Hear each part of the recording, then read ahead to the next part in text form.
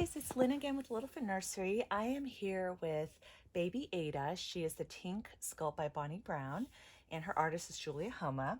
And I wanted to do a video to talk a little bit about buyers, basically buyers who like disappear or customers who like disappear on you.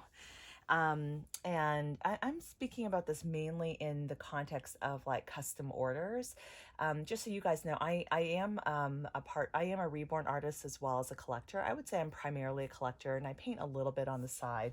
I've definitely been painting less in the last like year or so. Life has just been so busy. But yeah, because I don't really, I the thing that bugs me is like the thought of like having a finished doll lying around and then trying to then go through the channels to try to sell that doll. So I pretty much only do custom orders. And this has happened quite a bunch of times, like not a ton, but I would say it's definitely happened like 5 to 10 times where somebody seems like, they want to buy a doll from you. And I've even gone and, we do the whole back and forth. And by the way, I'm going to go ahead and change Ada into this really cute little romper, this little bodysuit with like a mama bunny and two baby bunnies. How cute, right? And this has happened like after, me and the buyer have like exchanged numerous emails or messages through Facebook, and have like basically gotten the kit picked out. I've given quotes, and sometimes I've given quotes for like multiple kits, and we've gone through like selecting hair color, eye color, all of that good stuff. And then when we get to the end, I send the invoice, and then the buyer's like, oh, yeah, I can actually pay, pay in a couple of weeks. And then literally I like never hear from them again. Like this happened recently. There was a buyer who was corresponding with me sort of early August, and then was going to pay sort of mid-August. And then I like just never heard from them again. So anyway, so this like whole disappearing buyers act I find just super odd and kind of rude, honestly. It's very inconsiderate to like take up someone's time and then sort of flake out on them. And I do not, by the way, this is not the same thing as somebody who thinks about purchasing a doll and then decides not to after corresponding over like a few days period. That's not what I'm talking about here. I am talking about like somebody really taking up so much time with a custom order. And this particular buyer was also sending a bunch of kits, like links to sculpts. And then when I would click on the link, they were clearly these fake sculpts from China, like they were copied sculpts and not authentic. They were counterfeit kits, essentially, like a Saskia, and there was another one. And then the other thing that is like, sorry, this is turning into a little bit of a rant, but the other pet peeve I have is when somebody messages saying like, oh, I like this, like, can you make, how much would it cost for you to paint me this baby? And they send a picture, but they don't specify like what the kit is, and the artist. Like that's actually really makes it difficult. Sometimes it's obvious and I know who it is, and other times I don't. So that can be really challenging. Anyway, hi. Oh my gosh, Ada's so cute.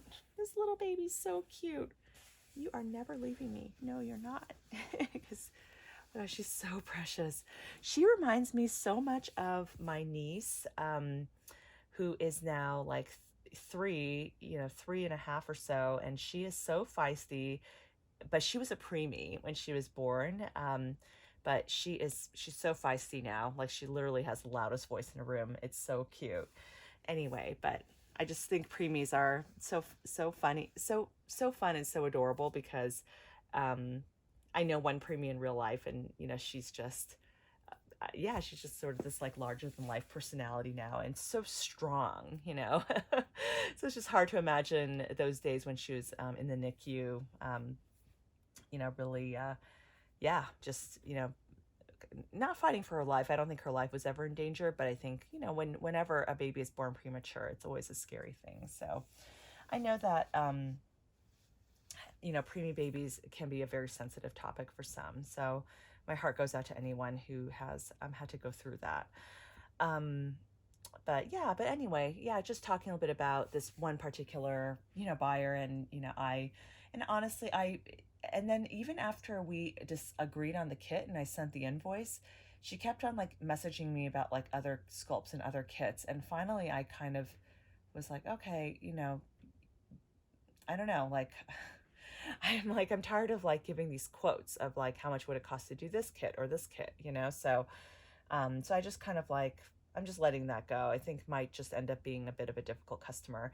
Oh, and then the thing that was interesting, she had also said that, she was so excited that I had agreed to work with her because so many other artists, she couldn't find an artist to work with her. And like, and I think that, what can be telling in that, and I do wonder whether it's just because of her communication style and the way she's approaching a custom order.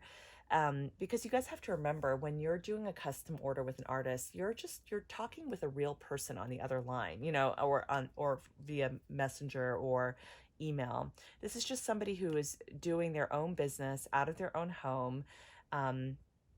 It's really truly person to person, and they don't have like a customer service person answering their messages. Okay, so just being polite and taking the time to put together a sentence that makes sense.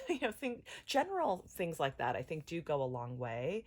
And yeah, and there was a situation on that I read on Facebook where an artist literally went through such a difficult person was going through such a difficult personal circumstance where basically her entire home was like wiped out with a hurricane, and somebody was messaging asking her about making her a doll. And then she basically wrote back saying, hey, just went through this hurricane, totally lost my home. I can't really answer questions about dolls right now. And her doll studio is completely wiped out. So, and then she just literally answered that. And the person replied back, gosh, you don't have to be so rude, or something to that effect. And like, I think that to me is just so, there's just so many people like that out there, and you just have to ignore, block, and move on. It's just not worth your time. So I now kind of like feel like I probably should have seen some of the warning signs and just not bothered with corresponding back and forth with this particular buyer. And I don't think they will ever follow through. And I have like, I have probably a dozen or so examples of something similar happening. So anyway, just my little rant for today.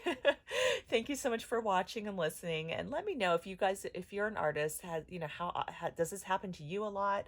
I'm sure I'm not the only one. And then as a buyer, have you ghosted an artist and never kind of closed the loop to say you changed your mind or decided not to move forward with the transaction? Leave a comment below, and thank you so much for watching. Don't forget to subscribe, and we will see you on the next video. Bye.